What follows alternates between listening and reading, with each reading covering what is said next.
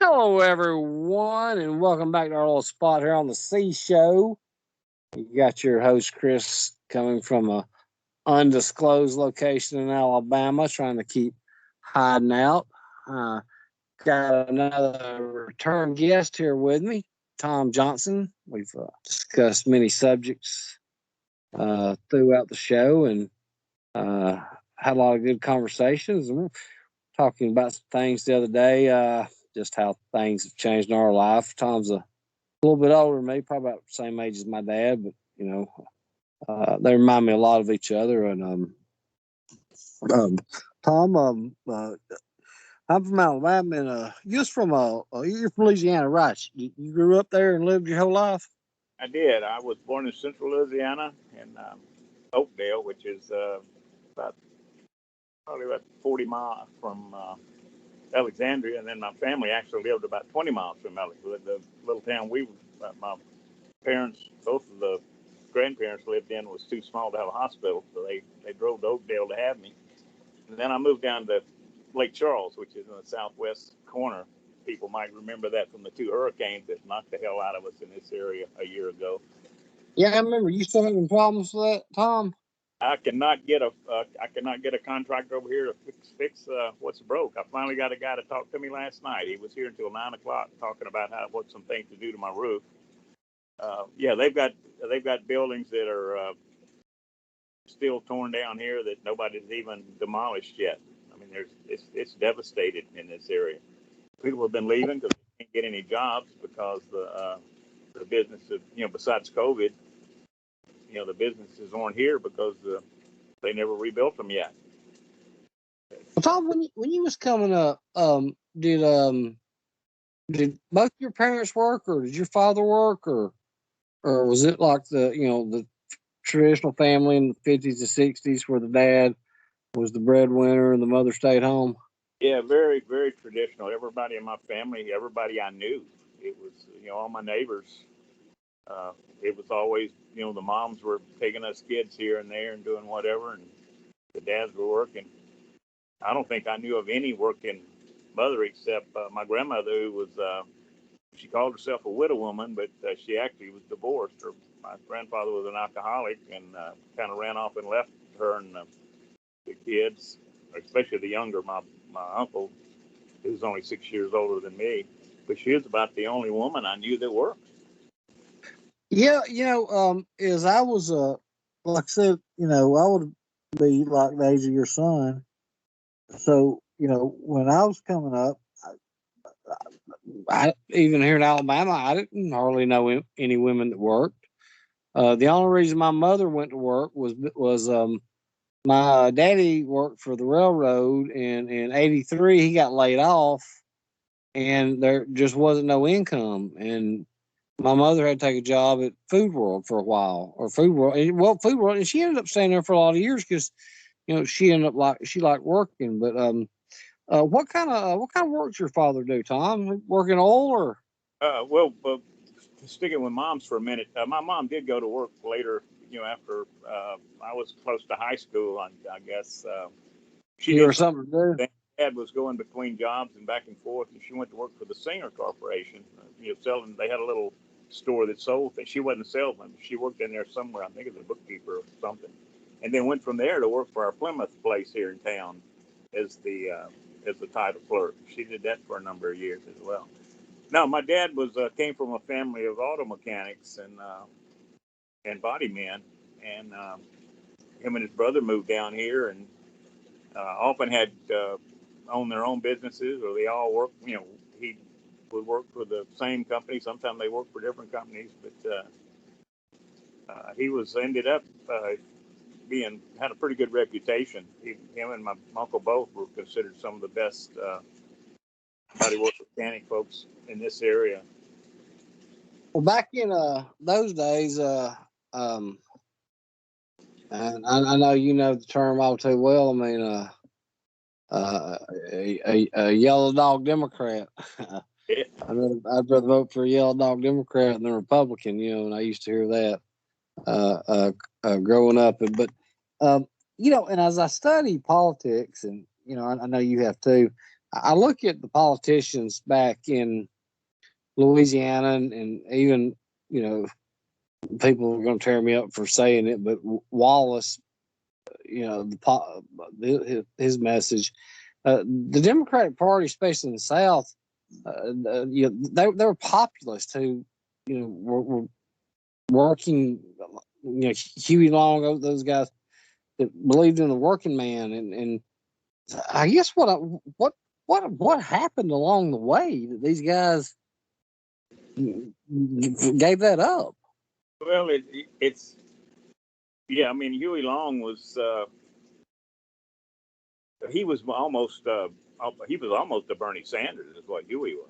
I mean, he was very much of a socialist in terms. Now, that's a question I had for you, because he was gonna challenge Roosevelt in 36. Was he that liberal that he was a socialist? I mean, because Roosevelt's pretty damn liberal.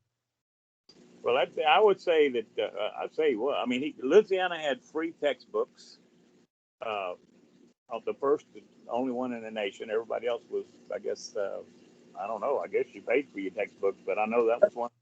I'll say that right here too. I don't know what year that happened, but that was one of Governor Wallace's first things, was the Free Textbook Act of 1964.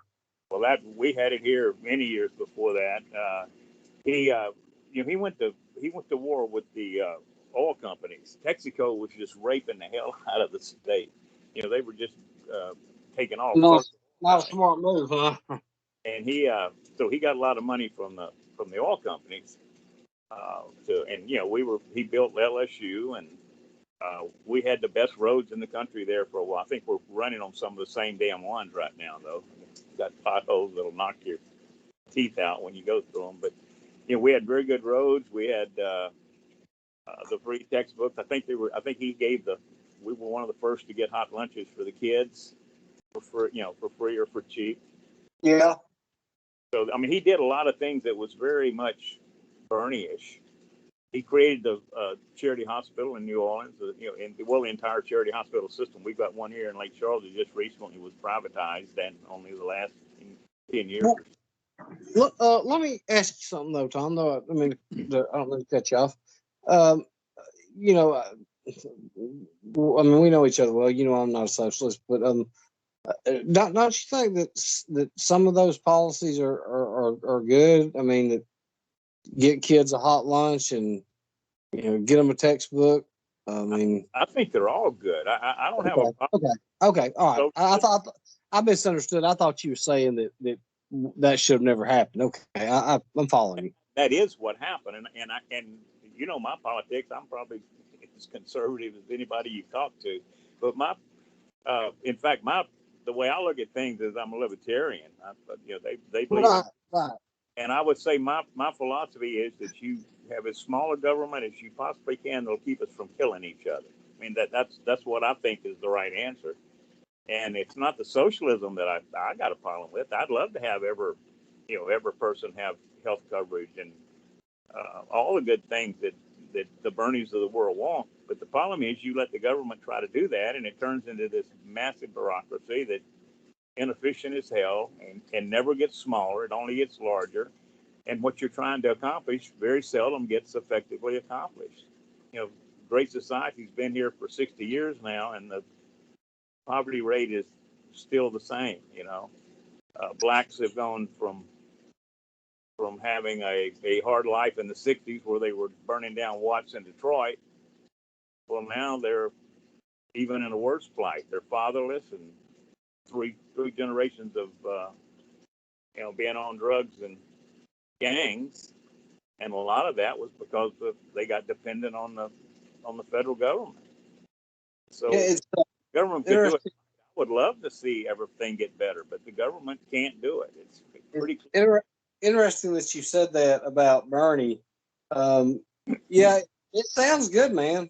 I'm telling you, nothing sounds better than free college and free health care and free housing and free cars. And me and my friend was having a discussion about it the other night, and I said, it sounds great. I said, but you're just missing out on one problem there. And he said, what? I said, they don't make free money. That's right. And I'm sorry, go ahead. Well, I just said it. Well, the thing is today that it's back to kind of what your question was about what changed is, politics has always been a slimy business, but now it's just become so ingrained. Neither side can move because they're so paid off by the special interests. None of them are going to. That's why they hated Trump so bad, is that they don't want to change the status quo. He was never supposed to win. One side's going to say that, hey, we're going to raise taxes. The other side, hey, we're going to lower taxes. But what happens is nothing. They don't get anything done. It just stays the way it is. And Trump was actually trying to get things. They hated him for. You know who he kind of reminds me of, and don't hate me for it, but he ended up, to me, turning into a pretty decent president after he got the Republicans in there to straighten him out. But the way they went after Clinton, he was never supposed to win. And once they got the Republicans in there to kind of straighten him and get him in line, the country turned out we had a pretty good run there for the next 6 years. Yeah. And so now back to a question I got for you.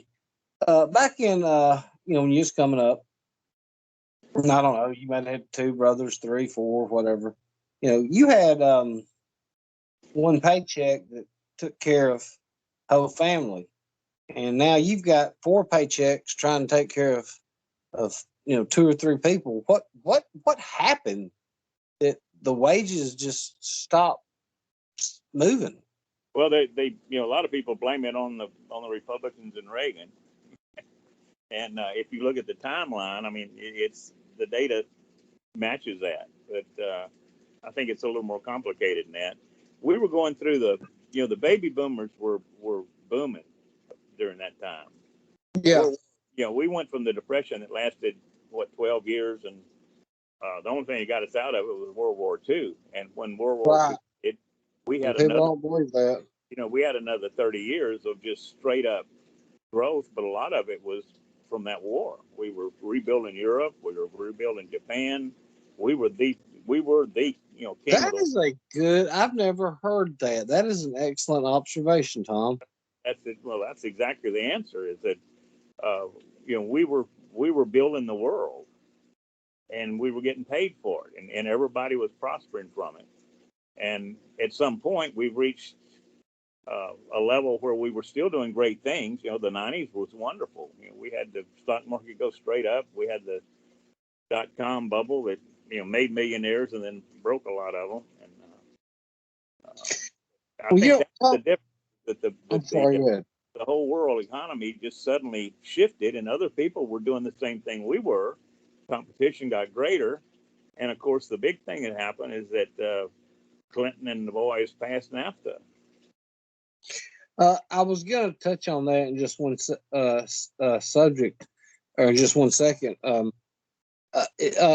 When I was watching, and I study wages and things like this right here, and wages had started actually to decline during the second administration of Nixon, and people, you're right, they've changed the math and construed the numbers of what Reagan did, and they talk about the Reagan tax cut of 1981, but I think it was at that time it was $78 billion.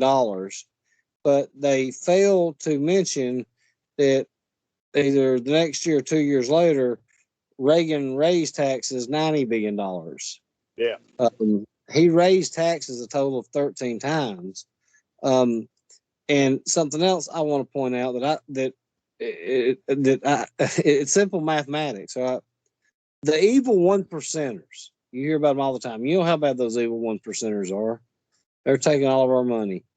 Well, when I looked at the tax brackets, the 1%ers are 1 million people. That's basically about 0.33% of our population. Yeah, one in 333 people. Yeah. Yeah. So now, if you raise them from a tax bracket of 35% to 37%, how much money do you think that's actually going to bring in? That's pennies on the dollar. When you're talking about a $7 trillion budget, raising taxes on those people are not going to change anything. And now let's not forget, those people are also paying property taxes, capital gains taxes, sales taxes, state taxes.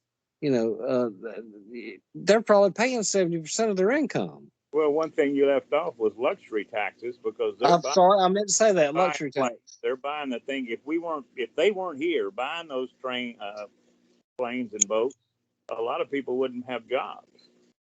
So yeah, Yeah, people you're right. needing. I wasn't thinking about that. Yeah, it's true. I mean, they spend lots of money on a lot of stupid stuff, right? They build a lot of mansions, and a lot of there's a lot of guys out there, plumbers and framers that are building the houses for these people. So I mean, it's crazy, but that's what happens. We're in this world where you've got to hate somebody instead of just The, one of them. Dem- I the don't hate them. Democrats. Oh, I don't hate them at all. I mean, I think when I make the argument at the same time, I say they paid the most taxes because they pay the most money, and I'll break down charts, and people get furious when I should point out that I say last year alone, 1% of the population paid 40% of the taxes, Exactly right. and 90 in the bottom 50% making $43,000 or less paid 3% of the taxes. Now, the math isn't adding up. I mean, the problem, and one thing I want to say this right here, they say expenditures is where our problem's at. I mean, Well, yeah. if you ever looked at the budget, it's like a blind three-fingered Chinese monkey trying to a math project. Blind three-fingered monkey trying to a Chinese math problem. I mean, it's impossible. You're talking about it's a matter of math. All you've got to look at is that you just said it. You got 1,000 people that make a hell of a lot of money. But if you want to give the government money, where's the government going to look? They're going to look at 333 those other 333 million people. If they can take just a little bit of money from each of them, it's going to be a massive amount of money, and that's what they're doing. So they may tax you directly, or they may come up with all these indirect taxes like they're doing, getting ready to raise gasoline tax and putting a tax on the number of miles you drive and all of this stuff. Millionaires, that's going to hurt the middle class. Yeah, that's going to hurt the middle class. I mean, our middle class is already just about gone. I mean, I think it was during the Obama administration, the middle class lost 23% of their wealth, and jobs are not coming back. And you hit on something I wanted to cover that, which I wished he hadn't dropped out and would have stayed in that race and got elected president. So I was watching those charts again the other night. Ross Perot said everything that was going to be happening. That giant sucking sound of our jobs going to Mexico, and he pegged it absolutely. And he said he was of Clinton and Bush. If Clinton and Bush, he was the only one up there that said he would not vote for NAFTA. So I did some research the other night about NAFTA, and since Bill Clinton signed NAFTA, 60,000 factories in the United States have closed. Now, you imagine that factory down there in South Georgia that employed, has a city of 15,000 people and employed 8,000 people, and it dried up. Where are these people going to work? Well, even just before I remember I was part of the 2000 bubble. That's when E-Trade and some, the trade do-it-yourself trading started in '98 or something, and everybody was doing it. hell, you had operators in the plant. They were out there trying to refine gasoline, and when they weren't outside doing their job, they were inside on a computer trading stocks. And even then, I remember the guys kept talking when some of them that were predicting that the bubble was going to crash was saying that the service industry. I mean, that's what we've become. We've got 60 or 70% of our jobs are service. You're working for McDonald's, or you're working for a finance company, or you're not doing. I mean, producing anything. We're not doing Tom, anything. I'm sorry, I didn't mean to interrupt you, Sean. Finish. Well, that's the key, is that to be a successful economy that's going to grow and make everybody money, is you've got to produce something that people want. And producing, more hamburgers for people that are doing a finance job, selling, trying to make you borrow money from them, that's not producing anything. We're not, all the production's offshore now. And when I went to, when I got out of the Army and everything, and I couldn't find a job, and I couldn't find a, way to make a living, and, there was just, $6, $7 an hour or whatever. I started bartending, and next thing I know, I'm knocking down $1,200 a week. Well, that's a service that you need. You're never gonna not have the need for bartenders. So that was a good one. Yeah. And same thing, I did something else. I lost that bar closed and whatever, and then I started waiting tables, and I was knocking down $1,000 a week, and I'm sitting up there, and it kind of aggravated me one time. I met this young lady, and I really liked her, and we went out on a couple of dates, and I asked for a third, and she goes, "No, I don't really think I would be interested in a third date." And I said, "Well," yes, do you mind answering why? I mean, I thought we'd had a good time together. She goes, "Well," she worked in IT. She said, "Well, you're just a server, and I just can't be with somebody that works as a server." And I said, "I made $75,000 last year. You made 28. Yeah, yeah. Well, what does it matter? If you got your 2-year degree at some high tech community college, and I'm over here just waited on a table that had a $400 check, and I got a $125 tip. I mean."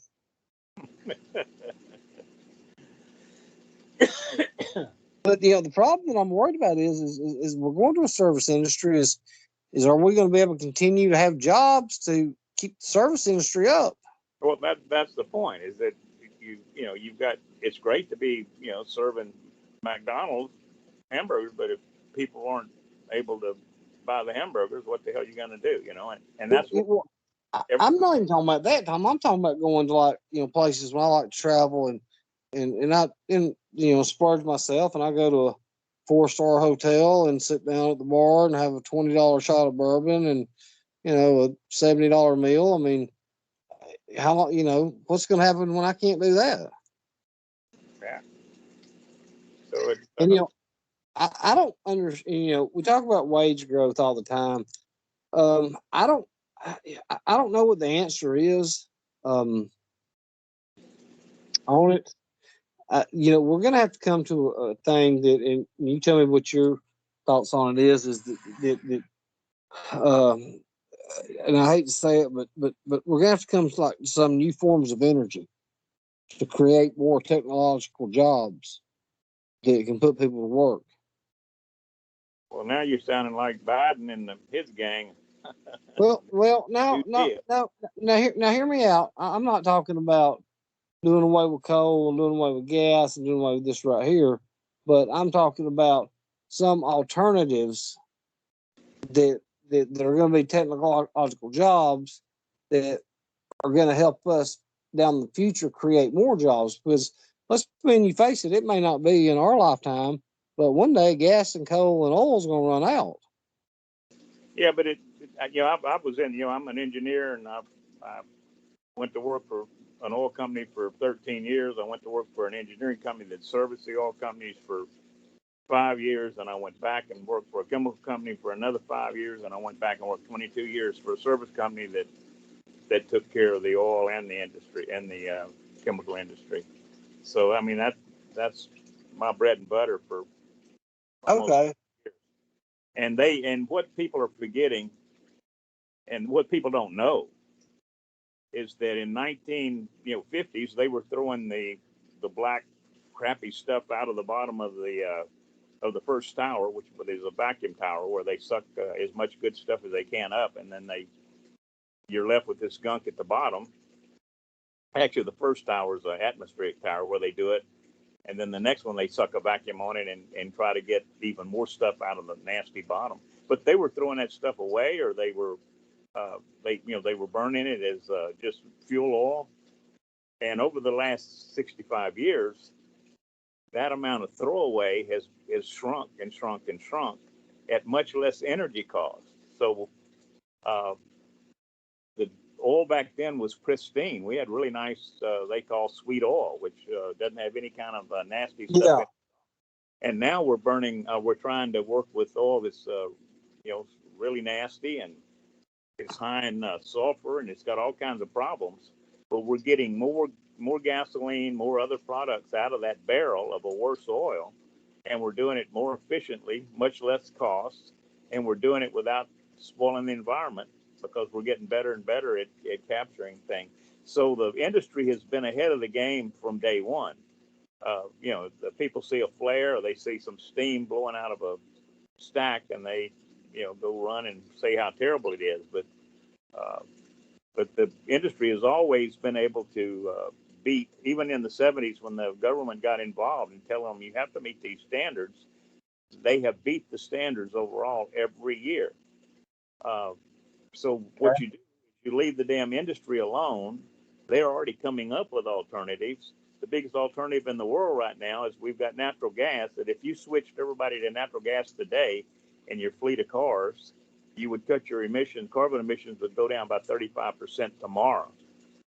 And the damn government will not do that because they're looking at trying to spend money and get their green friends a lot of money and create a bunch of solar panel factories that don't work. That's what happened with Obama and Solyndra and all. And now Biden's going to try to do the same thing, but they're not doing practical, smart, reasonable things. We go to natural gas. That would get us going with a great cut in emissions. Do that for the next 15, 20 years, whatever it takes, until we come up with the famous cold fusion, or that we finally get batteries that are strong enough that we can really truly have electrical cars that can really go from coast to coast, and all the things that they want to do. But it doesn't happen just because some yo-yo in Washington says this is what I want to have happen by 2035. It ain't going to happen that way. It'll happen when it happens, but let the experts do it, and by God, it will happen. Well, let me ask you. Let me ask you this. Because that was a great answer that you gave. That right there. Yours. What happened to the Democratic Party? Because from my studying, you had, even with Republicans, you had different wings. You had the liberal wing and you had the conservative, and vice versa. And then all of a sudden, you no longer had the conservative Democrats, or the Southern Democrats, as they called them. You no longer had them. You no longer had the Rockefeller Republicans. It was they went to one side or the other. And do you think? I guess my question: do you think social issues is what took that to that level? Because I can remember my father saying, and the first time he voted for Republican, and he was born in 50. The first time he voted for Republican was in 84 against Reagan. And I can remember him making that statement. He made a statement. He said, I'm not voting for Mondale. I'm not voting for Mondale and Ferraro supporting all them queers. Well, that was certainly one of the issues. The answer is yes. Back whenever, actually, I first voted my first vote was for Lyndon Johnson, and then here in Louisiana was for Edwin Edwards. Me and you talked about him. The biggest crook in the 70s was our 3-time governor of Louisiana. Now, was that in 64 when you voted for Johnson, or 68?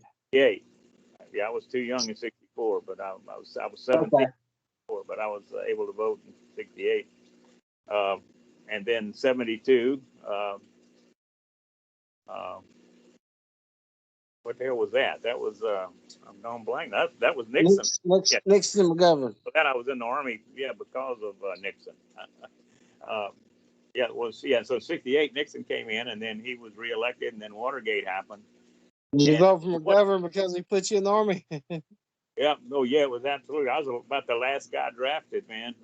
Nixon cut the draft out, and I'll tell you a funny story about that too. But go ahead. I was the last guy drafted. I went to Fort Bliss. I had 250 people in our, our entry company, and we were, and all you could see were 250 men groups walking around.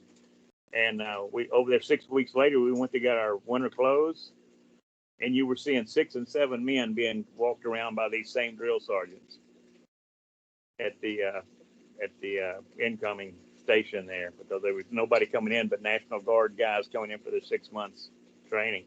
But anyway, my theory on this is that my generation, I graduated in 64. I had a short haircut. Very much like the guy that graduated in 1959. I went to college by 1967. Led Zeppelin was starting to come out. Cream was coming out. The Beatles had come out in 64, so we all started growing our hair a little bit longer, but not really. So then what you ended up with were the long hairs and the straights is kind of what we call them. And I was right in the middle, and I played music, and my music happened to be we were playing Motown and that kind of stuff. And then some of my buddies that are 2 years younger than me were playing Led Zeppelin and hard rock and stuff. So, and that was the split about that time. And the damn hippies that were in there going and demonstrating and throwing medals away and burning draft cards went ahead and became politicians and teachers. Well, Tom, and that's what happened is they started this real liberal bunch of my generation. Finally got into enough power that they corrupted the party, and then the same ones, the old diehard conservatives of my generation, became the hard-ass Republicans. I firmly believe it was boomers that caused all this problem. Well, that makes an interesting question, Tom. The boomers, their fathers were the men who stormed Normandy and who climbed the rocks of Point du Hoc, and who island hop in Japan. These were the toughest men God may have ever made. How did these men allow their children to become this? Freedom? I mean, rebellion? I mean, what happened? Well, I know exactly what you're saying. Not only that, but you forget that the brothers, the younger brothers of those guys went to Korea for 3 years, only later. And whenever I got my draft notice, I mean, there was never a thought that, oh, hell, I'm going to Canada. I didn't want to go. I'll tell you, I did not want to go in the Army. I don't, and I will say this before I interrupt you. When the stuff came out about Bush, and going to the National Guard, and Clinton going to England, I don't blame. I don't hold that against somebody. Oh, everybody did it. The first thing I did, my draft notice was, call the guard to see if of course there was a waiting list about 800 people long. But everybody got drafted. Everybody you knew, had somebody in the family had been drafted. And there was no way in hell I was going to look at my daddy, who, he didn't go in the first wave of Normandy, but he was there in the shortly days after. he saw lots of combat. He was crazy as hell, and I'm sure he had PTSD, an alcoholic, because of that damn war. And there was no way I was not going to go. So a lot of, yeah, I'd say that most of the majority of the people my age, the kids my age, felt that way, that they were not going to disappoint their dads. But at the same time, I've been talking with a flaming liberal from up in Washington State. His dad was a Marine that had gone to war, and he told me one time. I gave him that same story. I said I was not going to look at my uncles and my dad and say that I wasn't going to go. And he said, well, he thought that by doing that he was be telling that his dad would and uncles would be proud of him for doing what he thought was the right thing to do. And I said, but I said, I inside me, I couldn't make myself do it. I'm sure my daddy would still love me too if I did it. But well, of course your dad would love you, but I understand what you're saying. I couldn't look my father in the eyes, and I just don't know how it's like the generation lost their way. Like I remember back in right before we fixed to go to war with Iraq, and this guy, me and him was talking to him. I was talking to this guy. We was umpiring baseball, and he was just dogging out George W. Bush as the Satan himself, and called him a draft dodger. Did everything he could to get out of it. So me and the man continued to have our conversation, and as the conversation proceeds and we're talking, he informs me that his uncle was an Air Force general and got him, and he was drafted to go, I think, in the Marines, and through, his paperwork, whatever, he got him 6 years in Hawaii. And I said, now, what is the difference between George W. Bush joining the Air National Guard and you go spending 6 years on vacation in Hawaii? I mean, they're in the Air Force. I'm the same age as Bush. We're only a few months apart. And every time that they post this thing about Bush being a draft dodger 5 times and blah, blah, blah, I post the same comment back. I said, no. I said, if he's a draft dodger, so am I, except I served for 2 years in the Army. Every time we had a deferment that you could get a deferment for going to college. You got a deferment automatically. In 1966, I think it was, if you were married, you got a deferment, and then they dropped that. And about half my friends went off and got married to their latest girlfriend.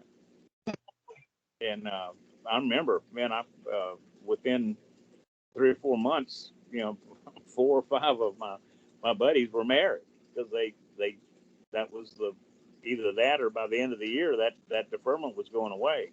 By the time I got into my senior year, they quit having deferments for advanced. In other words, if I went for a master's or a PhD, I could not get a deferment. Before you could. As long as you were in school, you got a deferment. So I got out in the summer of '68 and was offered a scholarship. And I thought, I can't take it. I said, I got to work. I thought I might have a shot if I went to work because I was an engineer. I could get a defense deferment as being a critical employee. And that was pretty easy. Most engineers were getting them. But about that, our local draft board said no. And we had about 8 or 9 people that were, it's a small class, but we had probably 8 or 9 people that graduated that summer. And by the next summer, all of us were drafted. City Service had hired people from the Colorado School of Mines, from the University of Mississippi, University of Alabama. They had about 9, 10 brand new engineers that came in the same time I did. Them dumbasses was still working while I was drafted. All of them got deferments. Well, I got a tough question for you, and I don't know if you can answer this or if anybody can. Our greatest generation. You had senators, congressmen that resigned their position to go to war. Coach Bryant, who was the head coach, head coach of Alabama, he went to interview for a job at the University of Arkansas, and he got hired, and he was supposed to take over the next day. And the next morning, he's driving home and he's listening to the radio. And they're reporting that just hours before, Japanese bombers had bombed Pearl Harbor and the United States was at war. And he resigned his position as head coach at Arkansas and joined the Army. Yeah. I mean, John F. Kennedy, whatever people want to say, he's a liberal, whatever. You know, Kennedy joined the military, and with his connections, he could have gotten out. His brother basically had a suicide mission. Yeah. But you look at these guys like Robert De Niro, you know, you think he'd go fight for this country? I mean, so what? I mean, those guys, even though those actors, they love this country, and you know, they could have got out of it, but they didn't. They did their service. So, you know, where did America? Where did these kids lose their way? Is it because that? And I thought about this right here before I analyze it. Is it because, you know, when people were growing up, parents had less, so, you know, their daddy gave more to their child, and their daddy gave more to their child, and their daddy gave more to their child, until they just became a bunch of spoiled brats that thought the world owed them everything. Well, I think you've certainly seen that right now. Yeah, you and I talked about this once before.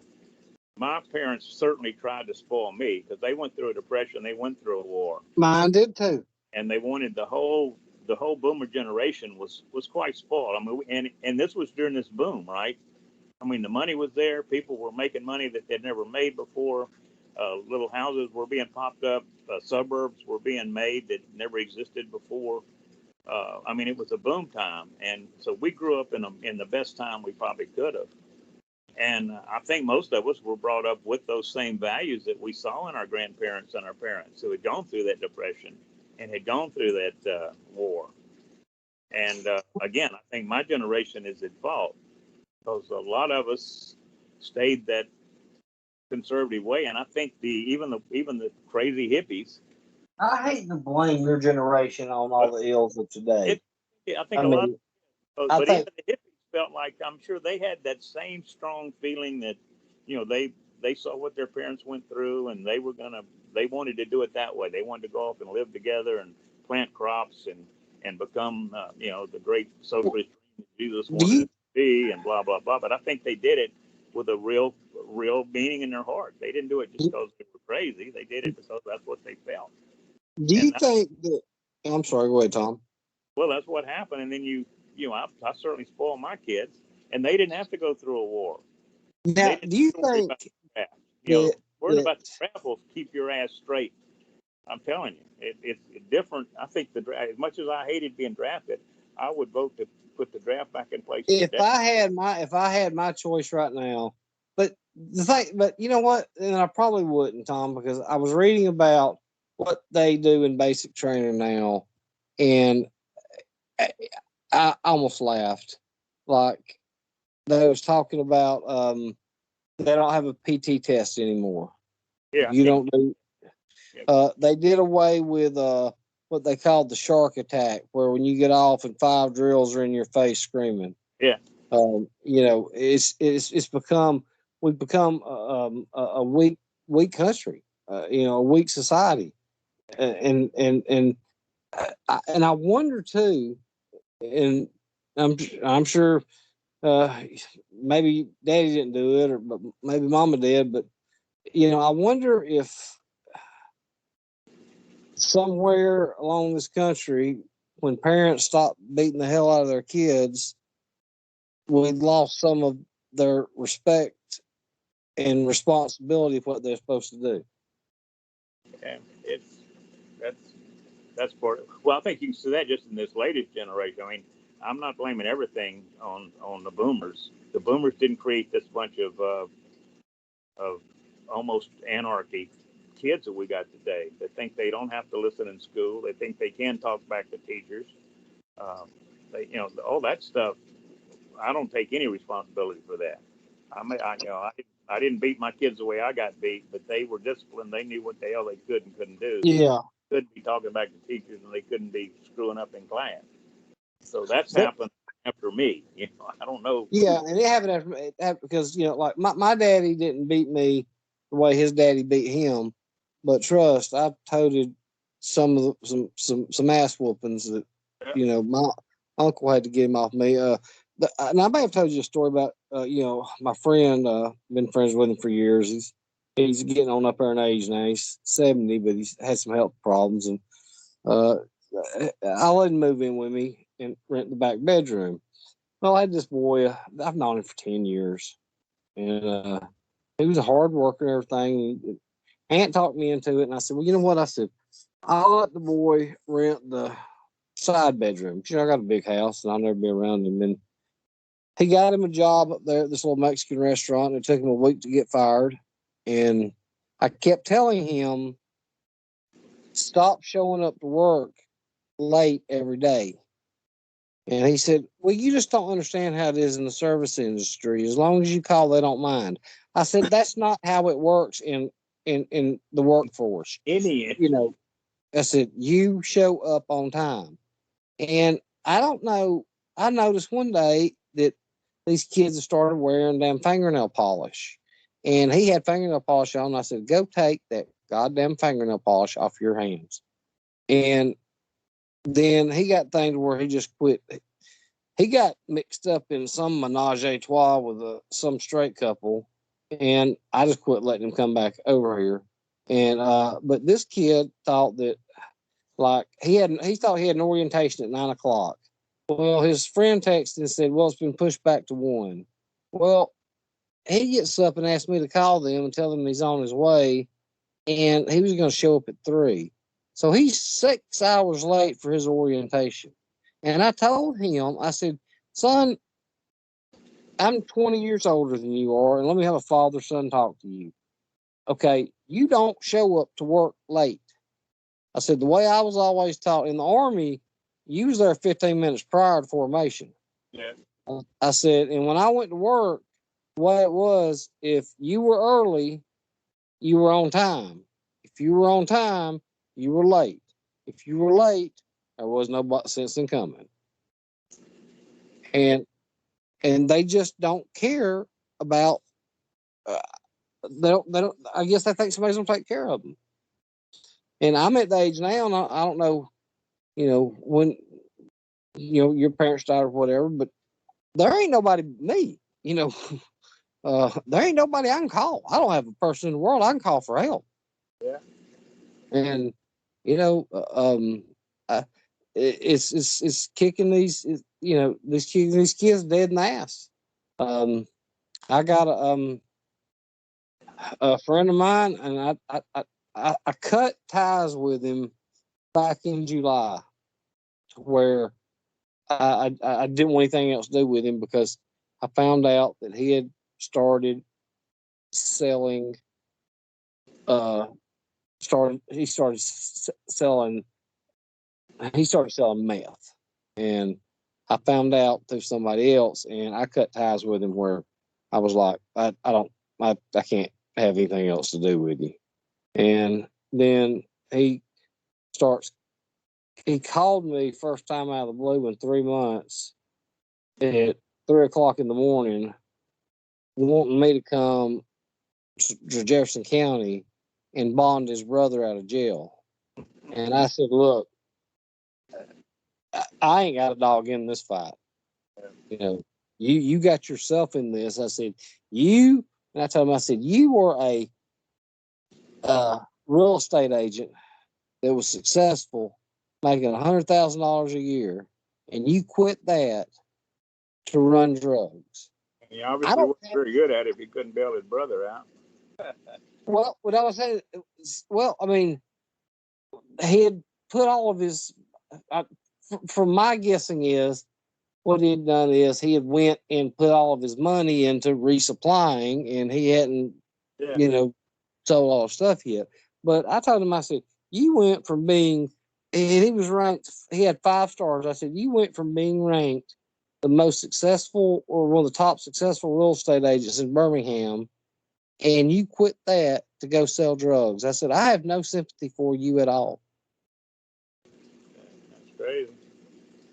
And You know, I just, hit it on I'm the head. sorry.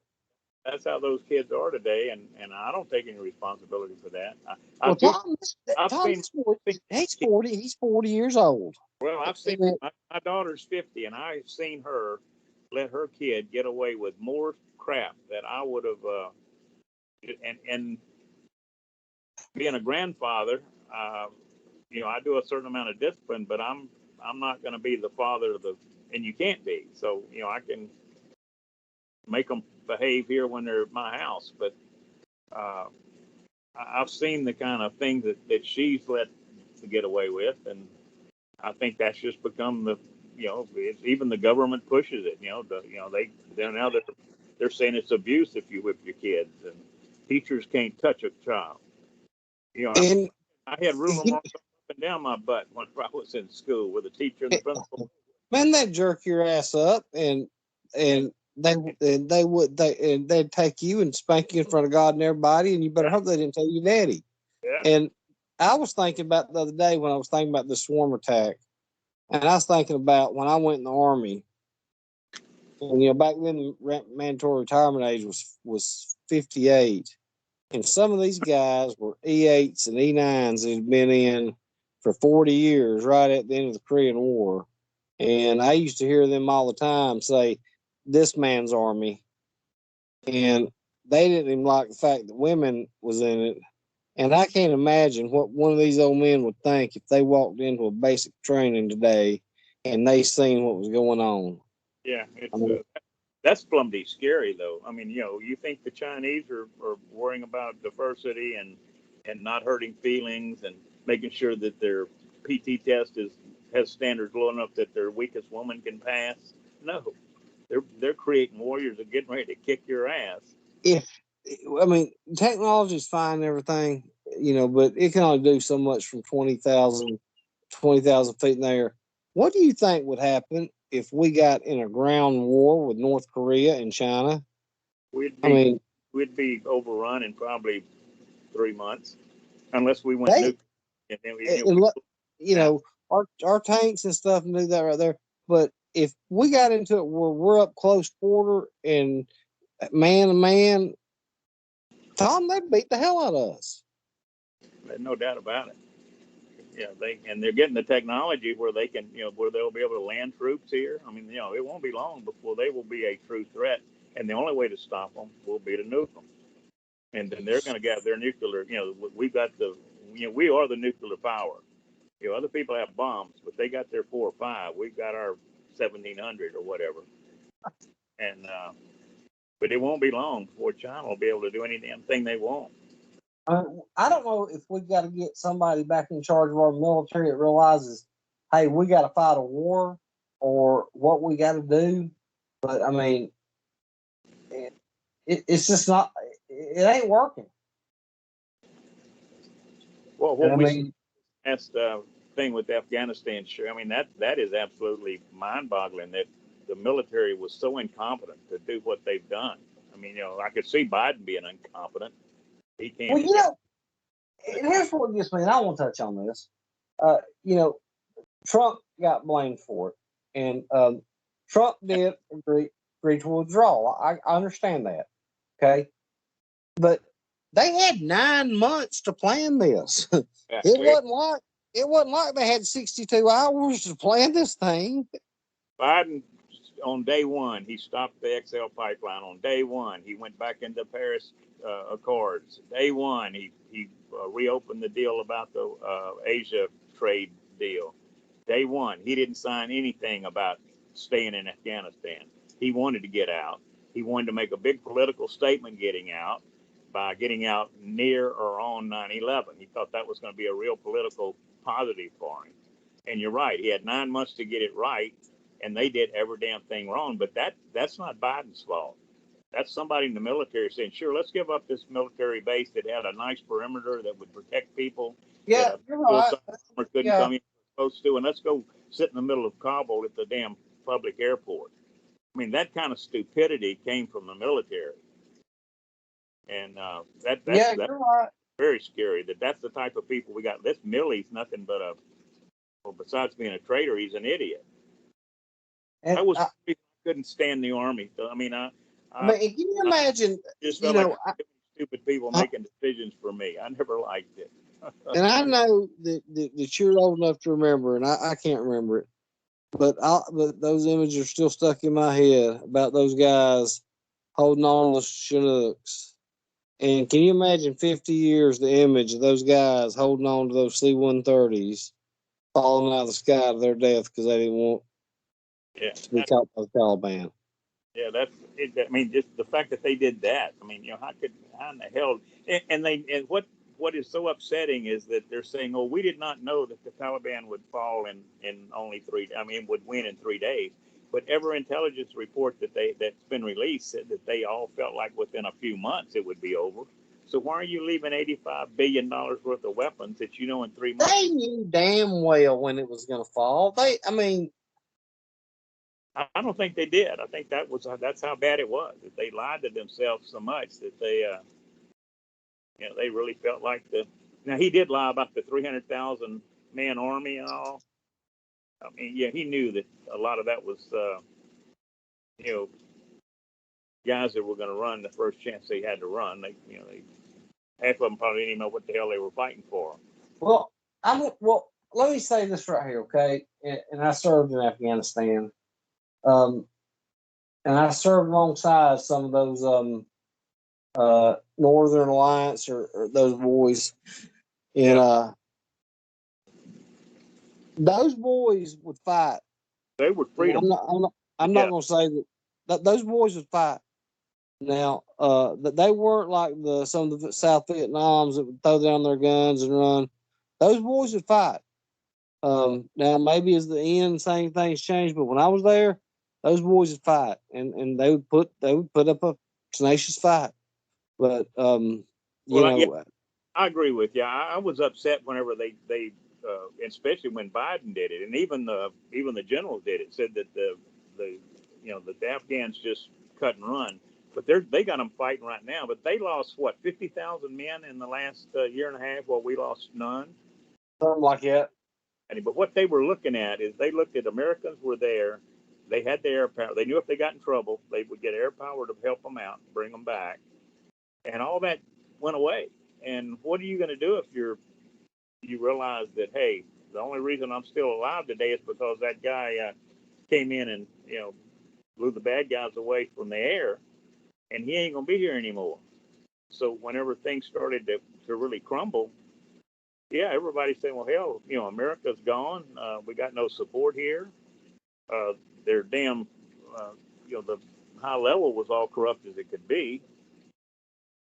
They weren't getting paid. Their money was going to some crook commander somewhere. So you can see why they, not because they were cowards, but because they were realists. They said, "Oh, hell, They weren't cowards. I can tell you that those guys were not. They were not cowards. No way they were. I mean, they fought too hard whenever they had support." And I tell you what about those people. They were and it probably surprise you. Most Afghans just want to be left alone. But the local Afghan soldiers that I spent time with, those were the nicest, friendliest guys you'd ever been around in your life. I used to go over there and hang out with them during the day. And three of their biggest things is, I had to remember the words. It was vengeance. Like if you do their family wrong, they're coming after you. The other one was hospitality. If they offer you a plate of food and you better by God take it. I don't care what it is. You better take it. You better eat it, because that is one of the biggest insults to their culture if they try to feed you and you don't take it. And then the other one was, and I memorized this word and repeated it probably 1,000 times a day, and it was Nanatawi. And Nanatawi. And the translation of it was sanctuary. If you're their worst enemy and you ask for sanctuary, they have to grant it to you. Yeah, that was in that show about the lone survivor, I think, wasn't it? It was a Russian show, I think. Yeah, I saw that. I saw that where it was played out. Yeah. And I went up and I actually looked that word up and double checked to make sure that's what it was. because the British, you know, the British don't admit. I mean, I wish I'd had the money because Tom, they fought the tribal wars fought over there. They were still fighting with 1880 muskets, 1860 muskets that the British had left behind.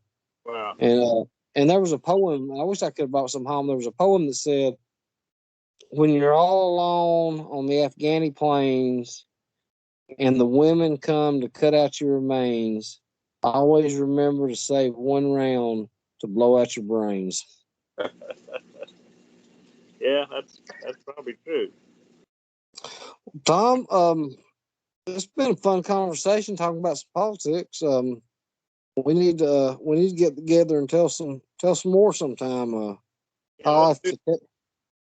Yeah, we kind of rambled a little bit tonight, but I enjoyed it. Yeah, I was about ready to tell you I need to wrap it up. I got things to do tomorrow. I need to be a little bit awake for. But Well, I like to keep it about an hour. You know, because I think people watch too long, and you know, but I think we touched on a good thing about why things changed and everything like that, and we'll get into it. And I'll tell you what, cause of course I know you know a bunch of good stories, and I know too. We'll get together one night and we'll tell about some of the best races in Louisiana and Alabama politics. all right, let's do that. Tom, is always a pleasure, man, and I'll see you on the Killer Angels, and we'll talk soon, my friend. All right, man. You take care. All right, buddy.